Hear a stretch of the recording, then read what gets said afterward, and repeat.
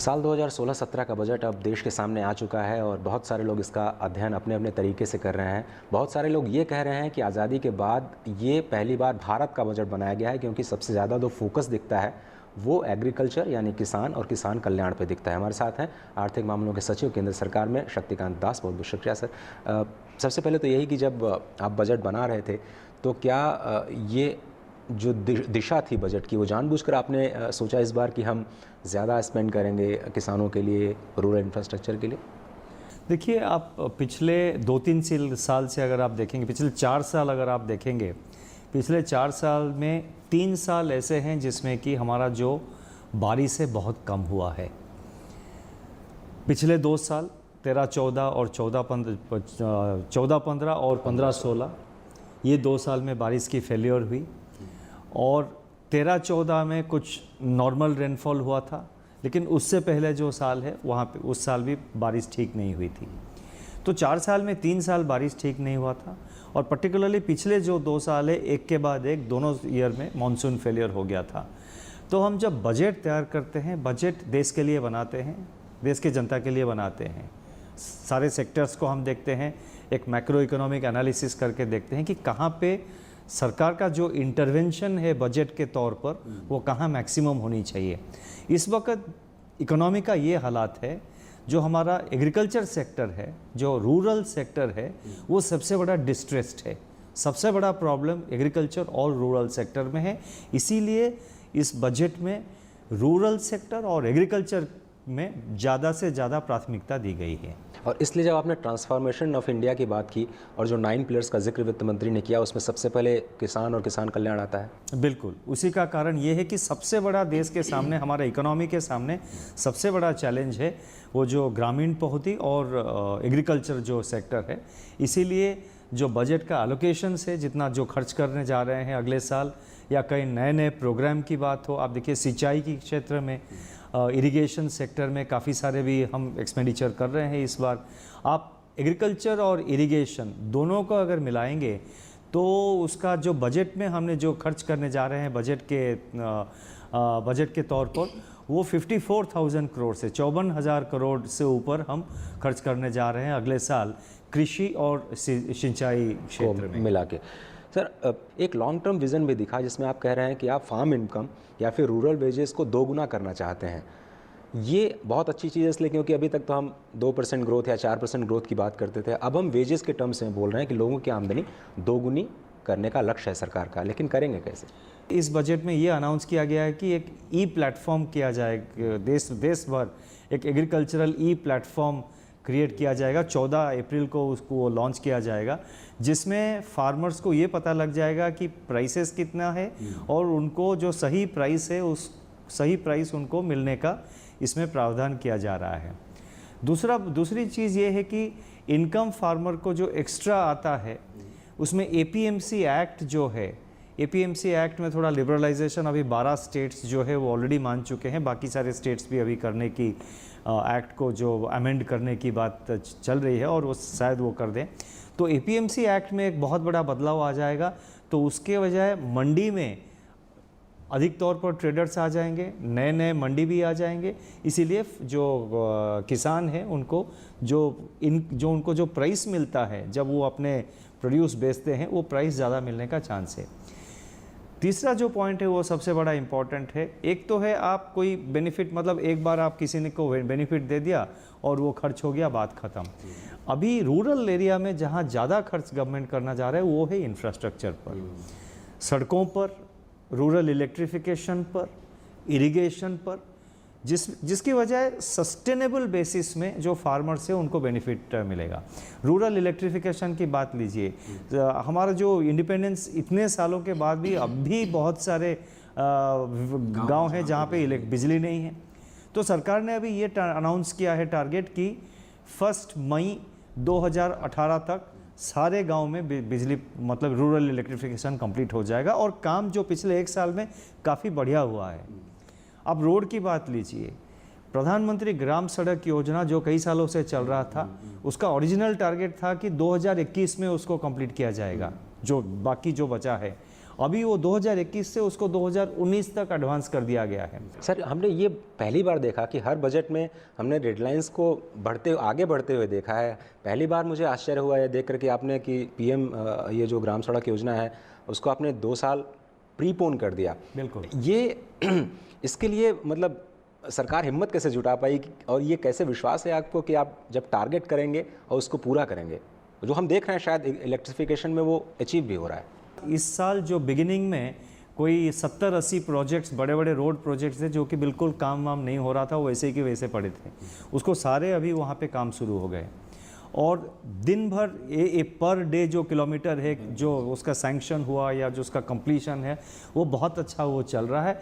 इसी से हमको सरकार को कॉन्फिडेंस ये मिला कि हम इसको 2021 से 2019 को एडवांस कर सकते हैं। रूरल इलेक्ट्रिफिकेशन में भी जो पिछले 1 साल में जो प्रोग्रेस रहा है, उस प्रोग्रेस अगर उसका जो जैसा इम्प्लीमेंट हुआ है, जितना विगरसली इम्प्लीमेंट हुआ है, उसको अगर देखेंगे तो वहाँ से हमको कॉन्फिडेंस मिलता है कि हम इसको ज़रूर कर सकते हैं।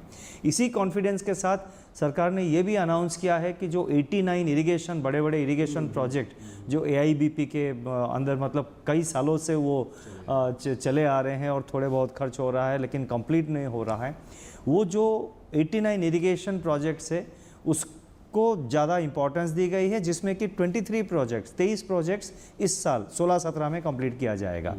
तो सरकार का ये है कि सरकार का ये अभी कोशिश है कि जो पैसा हम खर्च करेंगे वो टारगेटेड हो और जल्द से जल्द जो रिजल्ट है वो आम जनता को मिल सके। अगर बात करें बैकवर्ड लिंकेज की फार्म सेक्टर के लिए, तो जो एग्रीकल्चर क्रेडिट होता है वो सबसे इम्पॉर्टेंट चीज़ होती है। और इस बार हमने देखा कि आपने हिस्टोरिक एक तरह से लक्ष्य रखा है, टारगेट रखा है फार्म सेक्टर को, लेकिन सब लोग ये जानना चाहते हैं कि क्या जो क्रॉप लोन पहले 4% पे मिल रहा था वो इस साल भी मिलता रहेगा?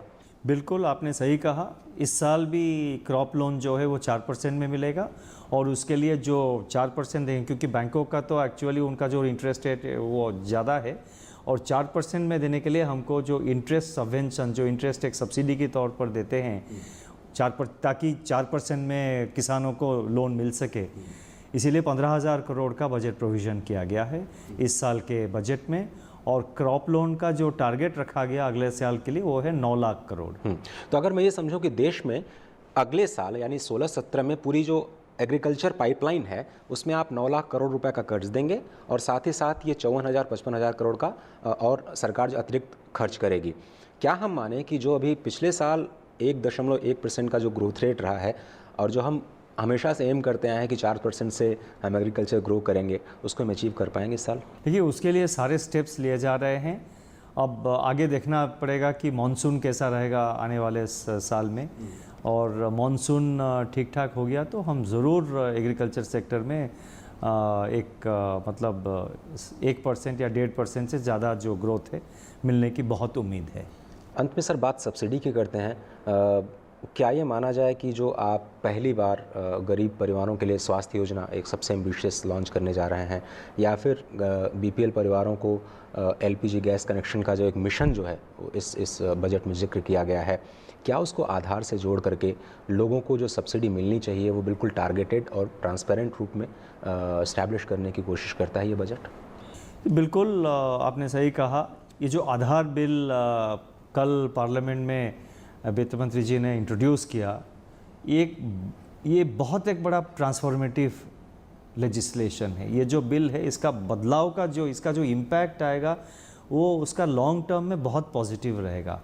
अभी क्या है, अगर सरकार से 100 रुपया जाती है और वो बिल्कुल डायरेक्टली जिसके पास पहुंचना चाहिए वो पहुंचता नहीं है, 100 के 100 उधर नहीं पहुंचते हैं, बीच में इधर उधर का लीकेज हो जाते हैं। यहाँ से अगर 100 जाते हैं तो वहाँ कम मिलता है। तो आधार बिल जो है इसका ये मकसद है कि अगर सरकार के तिजोरी से 100 रुपया जा रहा है और वो कोई किसान के लिए या कोई आम जनता के लिए है, तो वही 100 रुपया के बेनिफिट उनको डायरेक्टली मिलनी चाहिए। और ये जो आधार बिल इंट्रोड्यूस किया गया है ये बिल्कुल इसको इंश्योर, इसके मीडियम से वो बिल्कुल वो हो पाएगा।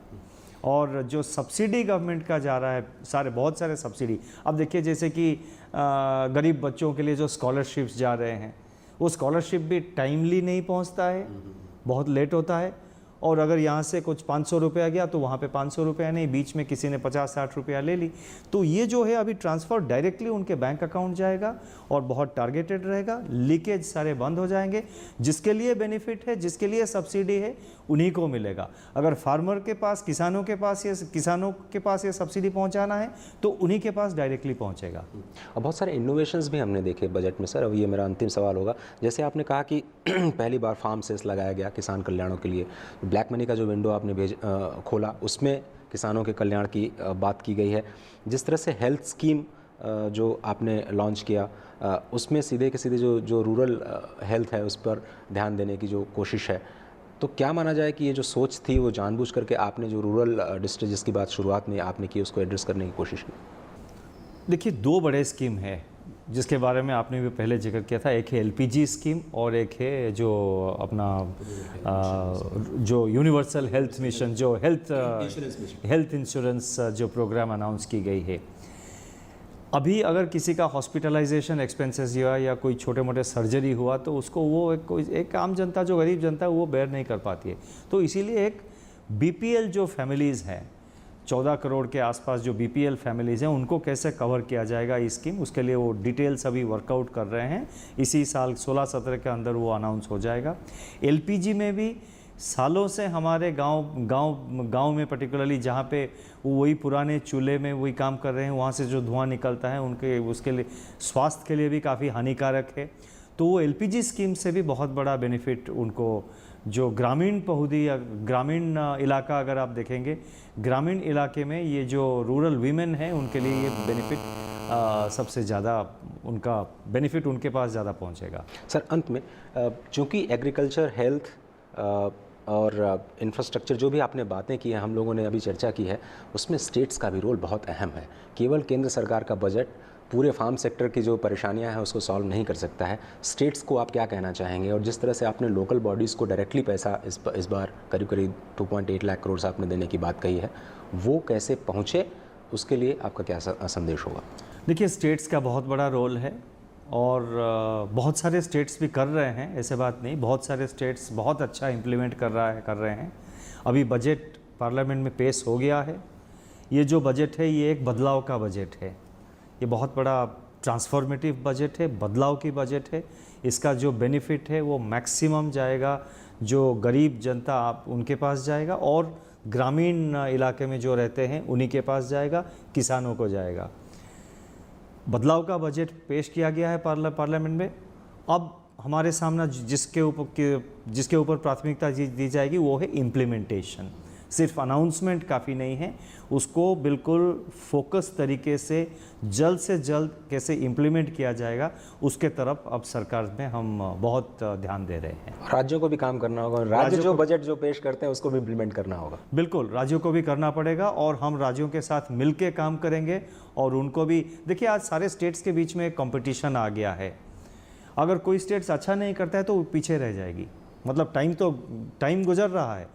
जो स्टेट्स काम अच्छे कर रहे हैं वो प्रोग्रेस कर रहे हैं, जो स्टेट्स नहीं काम करेंगे वो तो पीछे रह जाएंगे।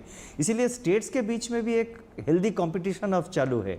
तो इसीलिए सारे स्टेट्स जो है उनके बीच में अभी एक हेल्दी कंपटीशन के बजाय काफ़ी एक जोश है कि हम भी करके दिखाएंगे, हम भी अच्छे इम्प्लीमेंट करेंगे। तो कोऑपरेटिव फेडरलिज्म और कॉम्पिटिटिव फेडरलिज्म एक साथ चलेगा। बिल्कुल। बहुत बहुत शुक्रिया सर बात करने। Thank you.